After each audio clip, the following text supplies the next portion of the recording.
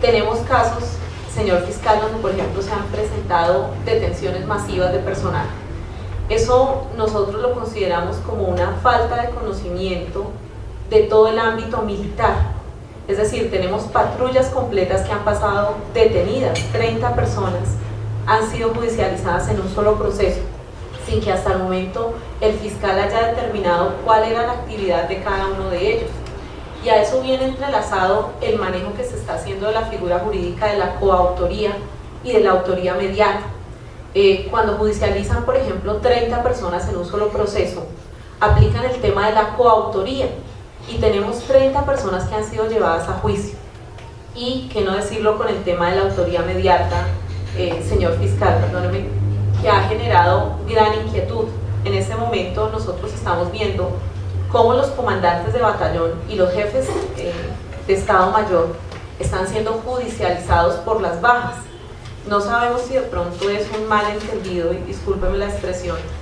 o una mala interpretación de la directiva 001, pero estamos viendo cómo este año, por ejemplo, el nivel de vinculaciones de tenientes coroneles ha aumentado y de jefes de Estado Mayor han aumentado, y comandantes de batallón en especial. Señor fiscal, están haciendo vinculaciones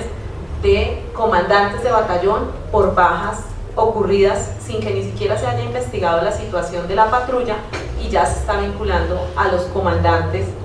de batallón como coautores, como le digo, en un mal manejo, consideramos desde la defensa, de lo que son las figuras jurídicas de coautoría y autoría mediata. Hay una situación que se nos está presentando y es en el manejo probatorio de lo que son las órdenes de operaciones y el significado que las órdenes de operaciones conllevan. Y esa mala interpretación de lo que es la jerarquía militar, estamos viéndola reflejada en los procesos donde nos están vinculando, como les repito nuevamente, comandantes de batallón. Otra situación que se nos ha presentado, señor fiscal, es frente al tema de la defensa. Muchas de las personas han hecho uso de su derecho constitucional a guardar silencio, y este derecho constitucional a guardar silencio se ha tomado como un indicio grave de responsabilidad. Tenemos resoluciones de situación jurídica donde se ha dicho palabras más, palabras menos, pese a que el sindicado se negó a hablar, en un claro constreñimiento hacia los miembros de la fuerza pública que están asistiendo a las diligencias. Tenemos otro caso en específico donde las personas guardaron silencio, no se hizo ni imputación jurídica ni imputación fáctica, y las personas fueron privadas de la libertad. Entonces nosotros consideramos que todas estas son una serie de actuaciones irregulares que en un momento determinado están afectando el debido proceso y el derecho de defensa de esos miembros de la fuerza pública, y que se están volviendo repetitivas por algunos fiscales y que están causando lo que el general Ruiz nos decía, y es la necesidad de los militares de sentir que cuentan con un debido proceso y un derecho de defensa. Tenemos, por ejemplo, casos que claramente son procedimientos ocurridos en vigencia de la ley 906, y hay fiscales adelantándolos bajo la vigencia de la ley 600. Estamos acudiendo también, señor fiscal, a lo que hemos denominado desde la defensa la inversión de la carga probatoria. Nos están imponiendo a los miembros de la fuerza pública y a su defensa demostrar la inocencia y demostrar la legalidad de las órdenes de operaciones, en una clara inversión de la valoración probatoria. Los tiempos de detención, señor fiscal, también se están prorrogando más allá de los límites permitidos por la ley, y estamos viendo una conducta que se está dando, y es que a los miembros de la fuerza pública les imputan delitos de la justicia ordinaria, y cuando se está cumpliendo el término para la libertad provisional son llamados a diligencia indagatoria, se les imputa un delito de la justicia especializada, y esto hace que los tiempos de detención se aumenten. Es un tema que se nos está negando. También tenemos personas que han sido vinculadas mediante diligencia indagatoria y han pasado 2 y 3 años. Tenemos un caso que lleva 5 años sin que se le resuelva la situación jurídica a esta persona. Y usted sabe que para un miembro de la fuerza pública es supremamente delicado, porque su carrera militar aparece que está vinculado a un proceso, y 2, 3, 4 y hasta 5 años después no hemos tenido resolución de situación jurídica. En definitiva, también estamos teniendo inconvenientes porque se dice como indicios para dictar las medidas de aseguramiento se está utilizando el indicio de presencia, y si hablamos de operaciones militares es obvio que las personas están en el lugar de los hechos, entonces están constituyendo las medidas de aseguramiento con el indicio de presencia y con el indicio de mentira, derivado de declaraciones que los miembros de la fuerza pública han dado bajo la gravedad del juramento en otros procesos. Entonces, la defensa está viendo cómo a estos miembros de la fuerza pública se les están vulnerando sus garantías y sus derechos fundamentales, señor fiscal. Pues yo voy a plantear para avanzar unas primeras soluciones y algunas propuestas para poner a consideración de ustedes. En primer lugar, veo mucha inquietud en varios de los intervinientes en esta mesa de trabajo acerca de las preocupaciones por una indebida extensión de estructura de imputación al interior del proceso penal. He escuchado preocupaciones sobre una indebida utilización de lo que es la autoridad mediata en virtud de aparatos de poder. He visto preocupación por la indebida utilización de los mecanismos de coautoría. Veo que existe mucha preocupación por de pronto una indebida aplicación de lo que es la estructura de imputación al superior por los hechos al inferior. Veo también muchas preocupaciones en torno a ya no propiamente a estructura de imputación, sino a calificación de los delitos, sobre todo cuando se trata de delito de persona protegida, cuando es un homicidio agravado, es decir, temas ya conceptuales sobre denominación de los delitos. Creo que una primera solución que yo puedo aportar a este problema y para solucionar estas inquietudes es que me comprometo como fiscal general de la Nación a expedir unas directivas, como lo he hecho en otras ocasiones, como lo he hecho con el tema de la priorización, como lo he hecho con el tema de la interpretación de los alcances del fuero penal militar al interior de la Fiscalía General de la Nación, unas directivas firmadas por mí, en las cuales, en primer lugar, clarifique cómo deben ser las estructuras de imputación, fundamentalmente cuando nos encontramos a graves violaciones a los derechos humanos. Creo que una primera directiva muy importante sería frente a lo que se ha denominado autoridad mediata en virtud de aparatos organizados de poder. Conceptualmente, pues yo vengo de una escuela alemana un poco distinta a esa concepción de los aparatos organizados de poder, pero hay que tener en cuenta que muchos fiscales y muchos jueces de todos modos siguen orientaciones doctrinales distintas, trabajan con esas categorías y me parece que así yo no comparta criterios de orientación doctrinal, de todos modos sí es mi deber decir, sacar una directiva para explicar que cuando se quiera utilizar esa directiva pues se utilice con las estructuras lógicas de imputación y todo el discurso teórico que hay detrás de la autoridad mediata en virtud de aparatos organizados de poder. Ustedes saben muy bien que esta es una figura que surge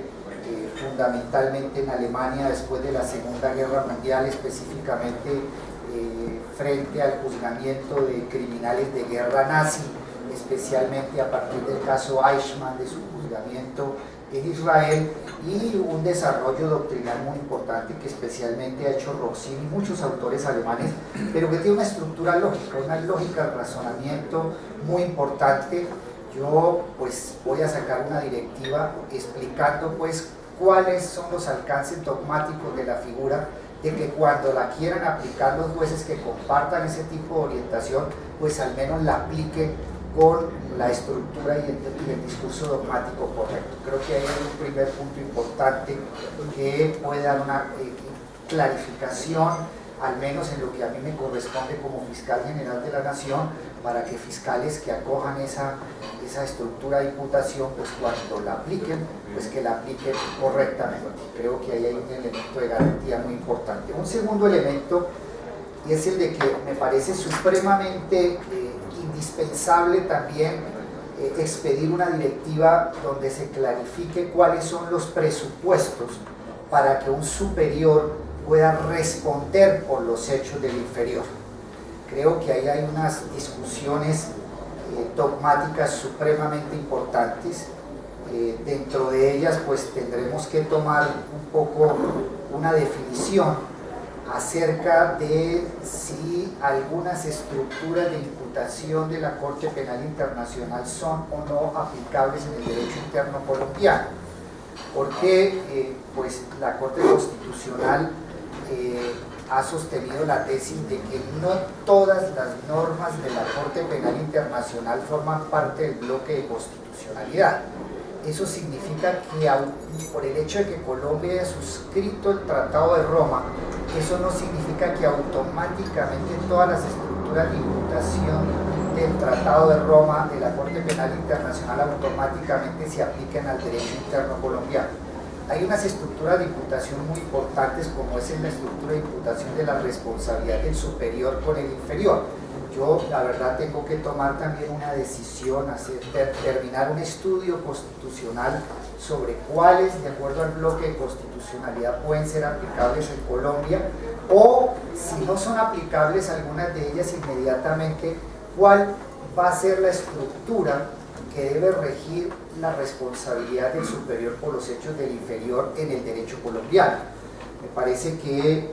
los avances pueden estar dados a través de la teoría de las posiciones de garante, que está vigente en Colombia pues desde hace muchísimos años, pero me parece que ahí también pues adquiere un compromiso de expedir una directiva muy clara de un estudio jurídico de derecho penal y derecho constitucional y fundamentalmente de bloque, para mirar cuáles serían los elementos para que el superior responda por los hechos del inferior, para que también cuando los fiscales orienten las investigaciones pues tengan una claridad dogmática. Yo creo que en virtud del derecho fundamental a la igualdad pues tienen que ser en la medida de lo posible posiciones e interpretaciones unificadas por parte de la Fiscalía General. Entonces, en últimas, pues yo me comprometo a expedir unas directivas importantes para fijar los criterios y más exactamente los alcances de las estructuras de imputación en materia, sobre todo de graves violaciones a los derechos humanos. También me parece muy importante expedir unas directivas que clarifiquen temas de adecuaciones típicas, de calificaciones correctas dentro del proceso, sobre todo frente a temas muy complicados como cuando hay delito de lesa humanidad, cuando hay un crimen de guerra, cuando se trata de un homicidio agravado, cuando se trata de un homicidio de persona protegida. Creo que esas partes sustantivas centrales deben también ser objeto de directivas por parte de la Fiscalía General de la Nación. Se trata, como ustedes se darán cuenta, pues de un programa jurídico importante, porque tengo que expedir una serie de directivas trascendentales, pero empezaré gradualmente, no puedo decir que lo haré simultáneamente porque son temas supremamente delicados, pero sí me comprometo progresivamente en el transcurso del año de dejar fijado, antes de finalizar,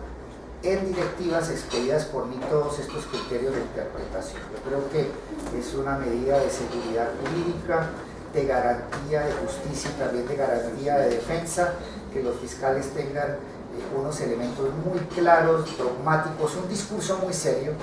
al momento de aplicar estructuras de imputación. Entonces yo creo que es una garantía para la justicia y una garantía para la defensa tener un discurso coherente y dogmático muy serio en materia de estructura de imputación. Entonces asumo ese compromiso aquí a diciembre de que estén expedidas esas directivas, creo que serán muy importantes. Estas directivas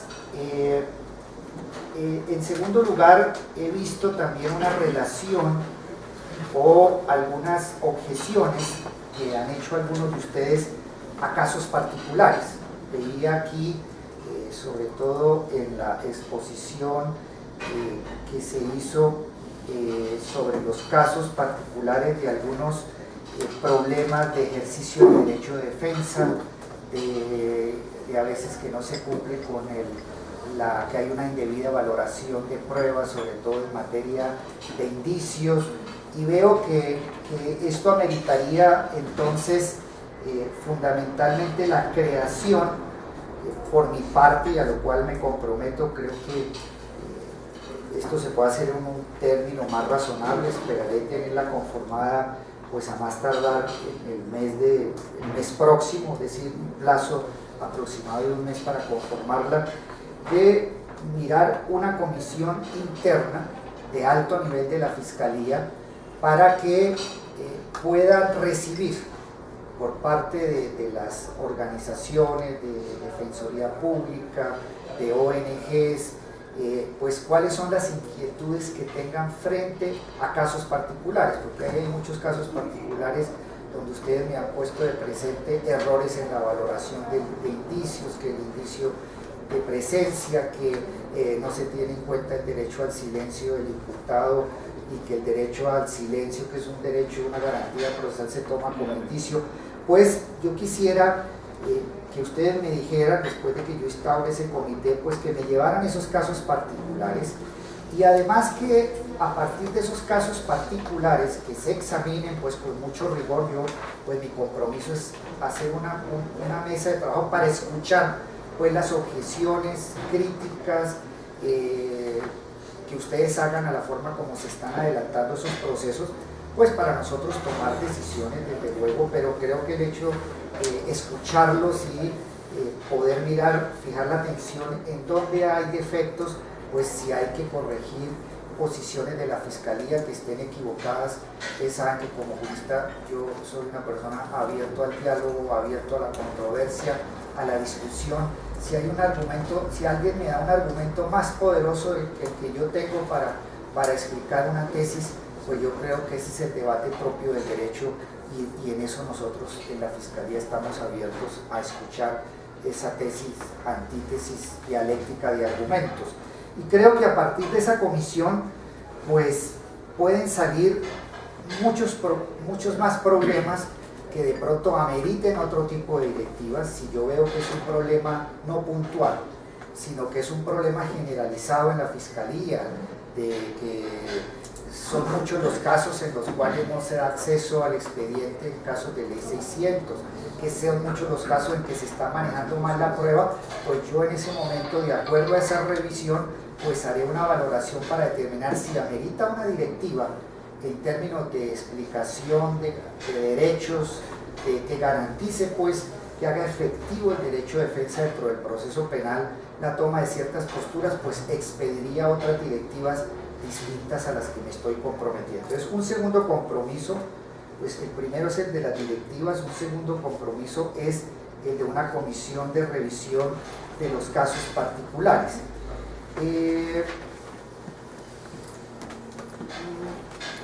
Hay un tercer elemento que creo que es supremamente importante para ustedes, y es el tema del carrusel de testigos, y que yo mismo he denunciado ante la opinión pública como un hecho muy preocupante de la Administración de Justicia. La Fiscalía ha recibido más de 3.000 denuncias de falsos testigos. Nosotros los estamos investigando a través de una comisión especial, pero dentro de esa comisión especial que yo tengo, si estas personas que van a interactuar con nosotros para recibir puntualmente observaciones críticas a casos particulares, pues podemos abrir también como una especie, un espacio adicional para que se le ponga mucha atención a las denuncias que eventualmente formulen ustedes dentro de esta mesa de diálogo y de recibir críticas constructivas a la forma como se llevan cierto tipo de procesos, pues yo creo que ahí podemos incluir como un capítulo especial el tema de falsos testigos, para que dentro de esa unidad que se creó en la Fiscalía, pues podamos crear unos fiscales y un grupo que con especialidad un poco se encargue del análisis de esos casos que ustedes me muestren como casos de errores, de falsos testigos que se estén presentando al interior de la fuerza pública. Otro de los temas que me parece, o sea, ahí adquiero un tercer compromiso dentro de este marco. Hay otro tema que creo que ven ustedes con mucha preocupación, y es el de muchos casos, anunciaban ustedes que son casos de muchas muertes en combate, y todo este tipo de casos pues son en su gran mayoría judicializados por la Fiscalía General de la Nación. En este momento nosotros estamos a puertas de una transición de dar cumplimiento a la reforma constitucional en cuanto al fuero penal militar. Como ustedes saben, pues hay una regla general de que los delitos que tengan relación con el conflicto armado, que impliquen violación al derecho internacional humanitario,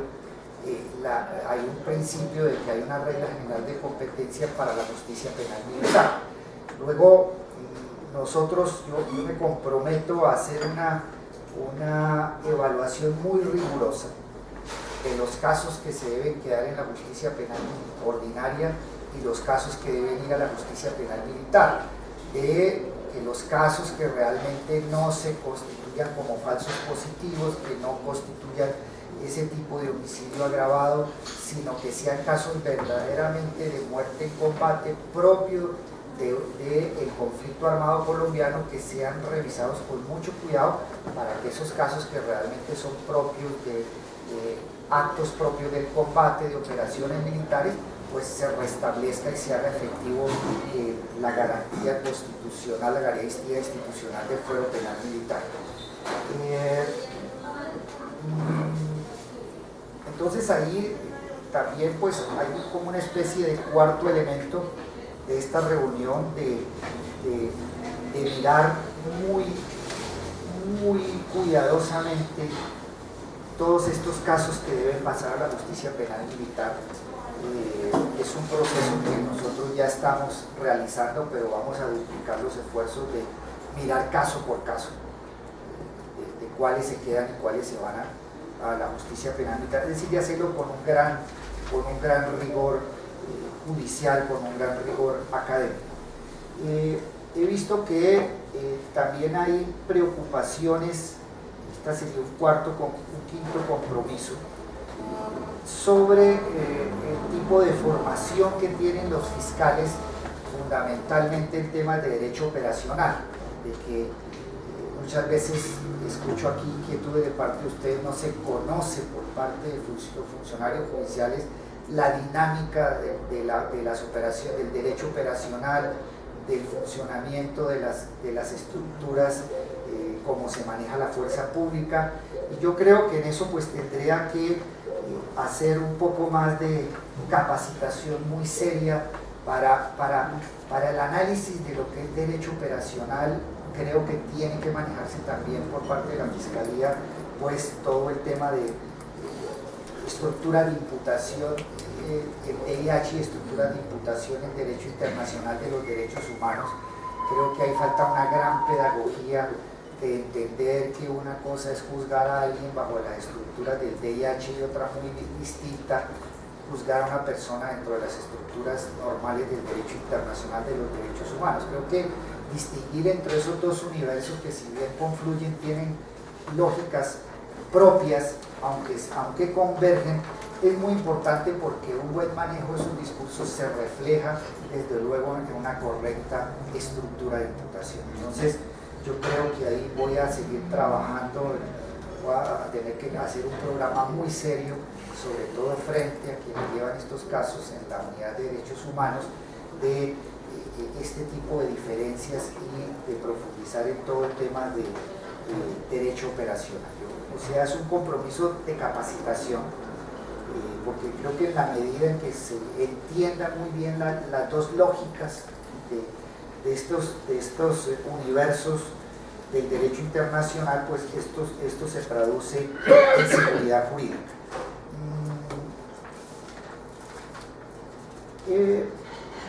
Creo que esto sería fundamentalmente como compromisos que yo podría adquirir con ustedes para efectos de dar las mayores garantías al juzgamiento de los miembros de la fuerza pública. Creo que debo darles una explicación, ya no es propuesta de soluciones, sino un poco dar respuesta a inquietudes que han planteado acá durante esta conversación. Por ejemplo, el general González planteaba unas inquietudes muy interesantes frente a la posición que tiene la Fiscalía General de la Nación en cuanto a lo que se ha denominado delitos de sistema. Lo primero que yo quiero aclarar es que este concepto de delitos de sistema se ha utilizado en los últimos años para explicar las violaciones masivas a los derechos humanos. Es decir, es un concepto que se aplica no para decidir casos de posibles crímenes de Estado, no es un concepto que se reduce exclusivamente a los crímenes de Estado, no es un concepto que se reduce a delitos que puedan haber cometido miembros de la fuerza pública. El concepto, es decir, cuando yo he hablado de delitos de sistema, invocando jurisprudencia y doctrina internacional, yo no lo hago para referirme exclusivamente a delitos cometidos por la fuerza pública, sino que lo hago en general como una nueva categoría que ha surgido en materia de abordar violaciones masivas a los derechos humanos. Y se habla de delitos de sistema porque estamos frente, o se ha utilizado frente a violaciones masivas de los derechos humanos cuando se trata de, en general, en un conflicto de estructuras muy bien organizadas, de estructuras interrelacionadas, que suponen unas estructuras de imputación y unos métodos de análisis totalmente diferentes. Entonces, cuando yo hablo de delitos de sistema, no puede entenderse que es que estoy enfocando el tema exclusivamente en miembros de la fuerza pública, sino que estoy haciendo una referencia, como lo hace la doctrina en general y la jurisprudencia internacional, a el tema de estructuras de imputación y de investigación específicas cuando se trata de violaciones masivas a los derechos humanos. A ustedes les ha llamado mucho la atención la creación de una unidad que implementamos el año pasado en la Fiscalía, que se llama la Unidad Nacional de Análisis y Contextos. ¿Cuál es el sentido de esa Unidad Nacional de Análisis y Contexto? En los casos en que yo he tenido oportunidad, o en el pasado que tuve la oportunidad de asumir, por ejemplo, la defensa de Colombia ante el Sistema Interamericano de Derechos Humanos, en algunas oportunidades y durante muchos años como asesor de la Cancillería en materia de defensa del Estado ante el Sistema Interamericano. Uno de los principales déficits de la investigación penal en Colombia, sobre todo por las críticas que se le hacían a nuestro sistema judicial, era la de que Colombia no estaba haciendo las investigaciones penales de acuerdo con las estructuras de imputación y los estándares del derecho penal internacional. Y entonces eso mostraba una gran fragilidad de las investigaciones colombianas. Si nosotros no hacemos unas investigaciones en Colombia conforme a las estructuras de imputación y a los estándares de investigación de la Corte Penal Internacional y en general de los tribunales internacionales de derechos humanos, yo creo que siempre estaremos abocados a condenas permanentes contra Colombia, fundamentalmente por violación del derecho a la justicia como responsabilidad internacional del Estado. Creo que el mejor blindaje jurídico para el país, para la nación colombiana, para la justicia, para rescatar y profundizar en la legitimidad de las decisiones de la justicia colombiana es la de que nosotros hagamos investigaciones de acuerdo a los estándares del derecho penal internacional y a los estándares de los tribunales internacionales en materia de derechos humanos. Y últimamente, en los últimos desarrollos que ha tenido el derecho penal,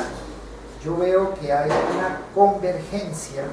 entre las estructuras de imputación típicas de responsabilidad del Estado con las estructuras de imputación penales del derecho penal tradicional. Es decir, es una convergencia de estructuras de imputación de la responsabilidad internacional del Estado por graves violaciones a los derechos humanos con las imputaciones o estructuras de imputación típicamente individuales. ¿Eso qué presupone? Eso presupone que en toda investigación por graves violaciones a los derechos humanos, si nosotros queremos que nuestras investigaciones tengan una gran legitimidad a nivel internacional, que blinde la intervención de tribunales penales internacionales en Colombia y de las cortes internacionales en derechos humanos en general, es aplicar las mismas estructuras y metodologías de investigación. Eso supone que es necesario reconstruir contextos. Eso supone de que las investigaciones no pueden ser fragmentarias, sino que las investigaciones, cuando se trata de violaciones masivas a los derechos humanos, tienen que hacerse por asociación de casos. Eso supone de que yo tengo que abandonar las estructuras individuales de imputación y la forma tradicional de investigar casos individuales como si fueran simplemente autoría y participación, y tengo que estudiar modus operandi.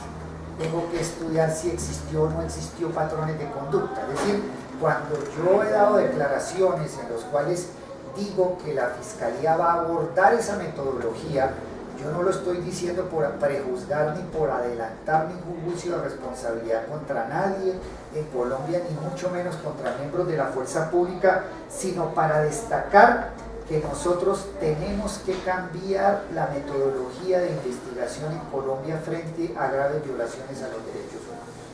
Me parece que eso es una necesidad de que tiene que haber un viraje conceptual en ese tipo de investigaciones.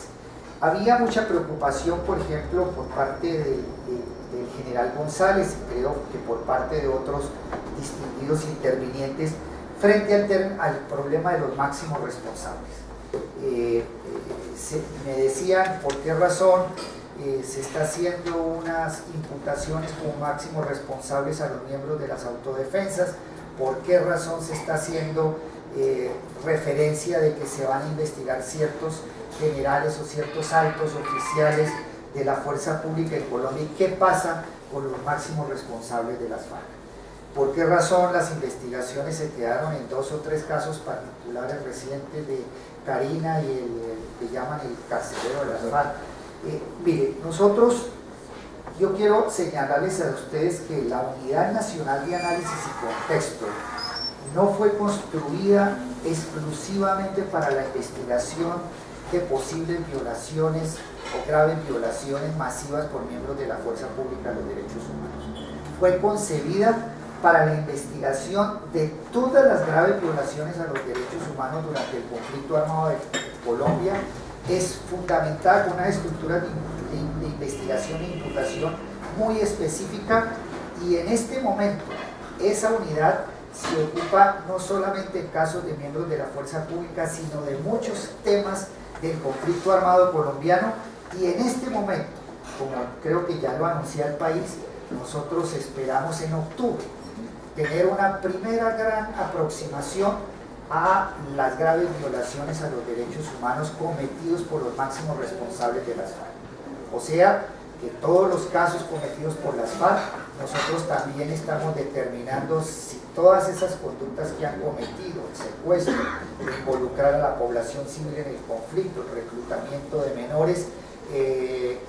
si esas conductas obedecen o no a patrones sistemáticos o generalizados de ataques a la población civil, hasta dónde van los posibles delitos de lesa humanidad y crímenes de guerra por parte de las FARC. Y nosotros en octubre creemos que vamos a presentar una primera gran conclusión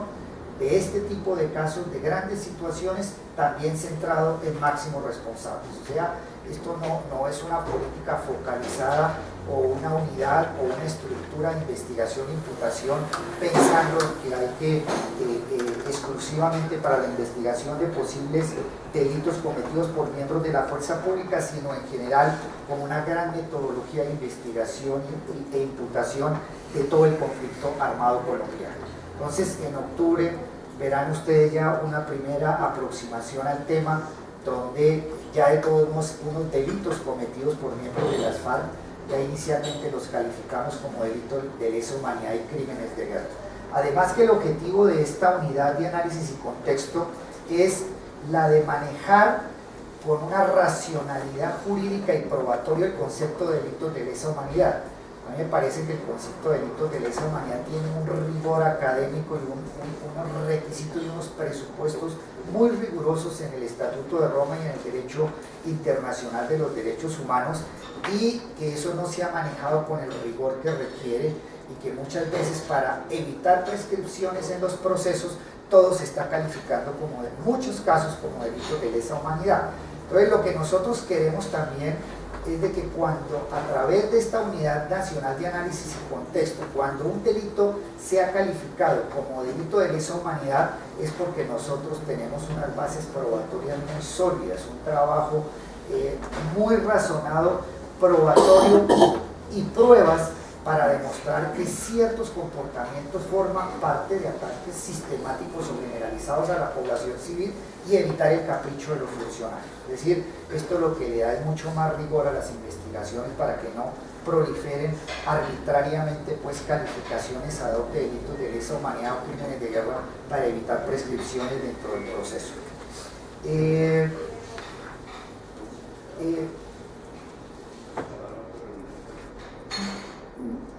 Aquí estoy mirando los resúmenes que tenía. Veo que hay una gran inquietud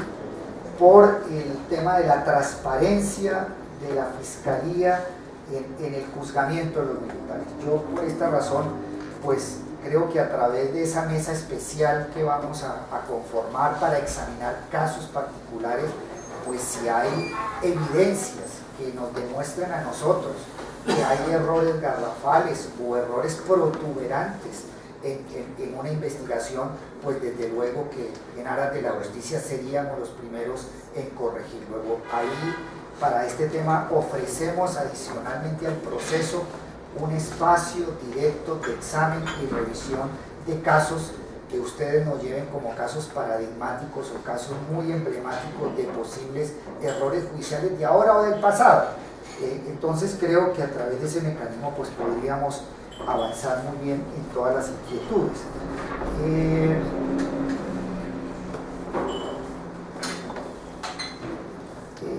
He visto aquí inquietudes del general Jesús Álvarez, de cómo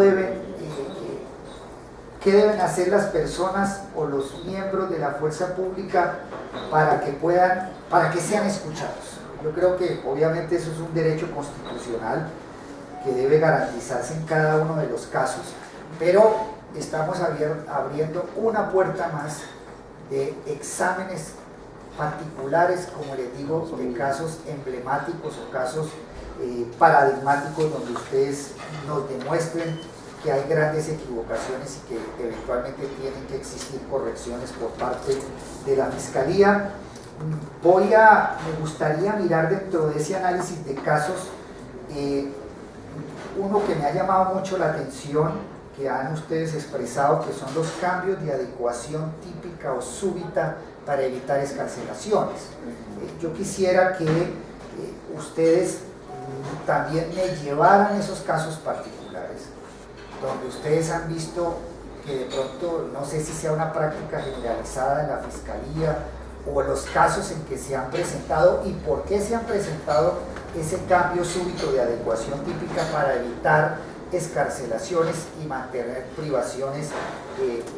indefinidas de la libertad. Entonces quisiera que en la mesa de trabajo lleváramos estos casos, que me mostraran esos casos particulares de cambios súbitos de adecuación, un poco para enterarme de esa problemática al interior de la Fiscalía. Creo que con mucha razón, otra de las preocupaciones que ustedes tienen es la indeterminación en fijar o en la terminación de los procesos. Creo que un derecho constitucional y un derecho humano fundamental es el derecho a un proceso público sin dilaciones injustificadas. Obviamente que un proceso que se convierte en una historia sin fin, pues son casos que afectan gravemente un derecho fundamental. Yo quisiera también que en esta mesa pues me recogieran esos casos donde ustedes tengan las evidencias de que ha habido pues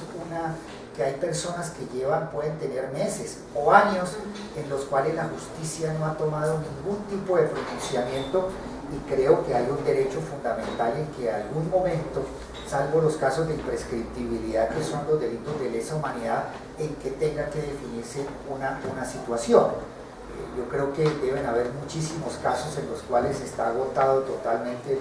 las pruebas de que ya no tiene ninguna viabilidad el expediente porque se agotó todo lo que hay que hacer y hay que tomar decisiones. Pues yo creo que ese obviamente es un derecho constitucional protegido, y obviamente en esta mesa me gustaría que también pudiéramos llevar ese tipo de casos, porque obviamente que el universo de casos de miembros de la fuerza pública es de miles en la Fiscalía General de la Nación. Yo el otro día creo que la cifra supera, creo que son más de 40.000 casos en general que tiene, no de derechos humanos, en general, que tiene la Fiscalía General contra miembros de la fuerza pública. Cuando hablo en general es que hablo de inasistencia familiar, de temas familiares, de lesiones, de todo un universo. Entonces, para hacer una revisión pues de 40.000 casos, yo creo que pues es muy difícil. Simultáneamente me gustaría que ustedes que pueden recoger las inquietudes desde abajo de las personas interesadas, pues también me llevaran una relación de temas específicos para nosotros a través de esa comisión, que además la voy a convertir en una comisión de seguimiento para este tipo de problemática, pues examinar esos casos. Me preguntaban también por el tema de la justicia transicional para militares. Mi posición ha sido muy clara, la he expresado públicamente, en el sentido de que yo estoy de acuerdo en que si hay un proceso de paz, si se llega a un acuerdo, a una solución negociada al conflicto armado colombiano, miembros de la fuerza pública que hayan incurrido en graves violaciones a los derechos humanos, de casos que tengan relación con el conflicto, que esos casos deberían ir también a justicia transicional. Es decir, mi posición, la he expresado públicamente, la de que los miembros de la fuerza pública, en caso de una solución negociada al conflicto colombiano, también tienen que entrar dentro de un marco de justicia transicional. ¿En qué condiciones? Lo tendrá que determinar el Congreso de la República en caso de una finalización negociada del conflicto. Relacionado con este tema, respondo aquí otra inquietud de alguno de los intervinientes, y es que creo que era el coronel Moreno, sobre qué papel juega la fuerza militar en el proyecto de ley estatutaria del marco para la paz. En este momento, coronel, todavía no hay ningún proyecto de ley estatutaria que desarrolle el marco constitucional para la paz. Creo que un proyecto de ley que desarrolle el marco constitucional para la paz solamente lo podría presentar el gobierno nacional a la finalización de un acuerdo en La Habana. Solamente cuando se haya llegado a un acuerdo, al menos a unos acuerdos preliminares para una terminación negociada del conflicto, y como consecuencia de esos acuerdos, yo creo que podría el gobierno nacional presentar al Congreso una ley estatutaria sobre los desarrollos del marco constitucional para la paz. Por esa razón, en este momento no hay proyectos particulares, lo que se ha venido dando son discusiones, aproximaciones a lo que podría ser una ley estatutaria, pero en realidad no es el momento pues ya de entrar en en la elaboración de una ley estatutaria, ni existe un proyecto particular en ese sentido, porque creo que hay que políticamente hay que esperar cuáles son los desarrollos que se van a dar en La Habana, y constitucionalmente solo el presidente de la República es el único facultado para presentar una ley estatutaria que desarrolle ese marco. Entonces, pero a mí sí me parece muy interesante que, a pesar de que sea un tema que no se ha abordado en La Habana, el tema de cuál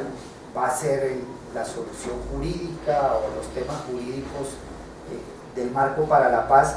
pues a mí sí me parece que es muy importante que al interior del país se vaya dando un debate sobre si debe o no entrar la fuerza pública en la justicia transicional, si entra, cuáles deben ser los límites, cuáles deben ser los delitos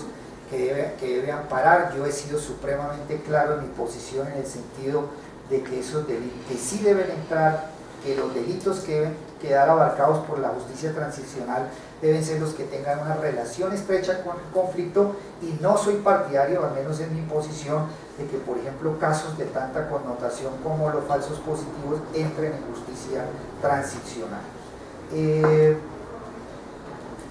Habían unas preguntas concretas sobre casos particulares, de que en qué estado estaban unas denuncias que se formularon contra el exparlamentario Lucio. La verdad, en este momento no podría responderle, no conozco exactamente el desarrollo de esas denuncias ni de algunas preguntas particulares que me hicieron. No sé si con estas respuestas yo realmente respondo o no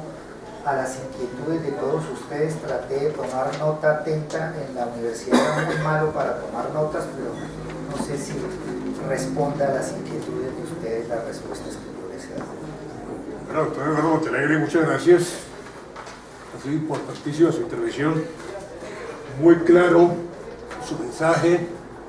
y muy claros sus compromisos que adquiere aquí con nosotros respecto a las directivas que va a producir para manejar toda esta situación que ha sido motivo de queja o de preocupación. Así pues, que en estas condiciones, ¿no?, estaremos pendientes, vamos a recoger casos concretos y puntuales que reposan en la Defensoría Militar para que lleguen a su despacho a fin de darle la claridad que quienes están interesados en conocer la puedan tener oportunamente.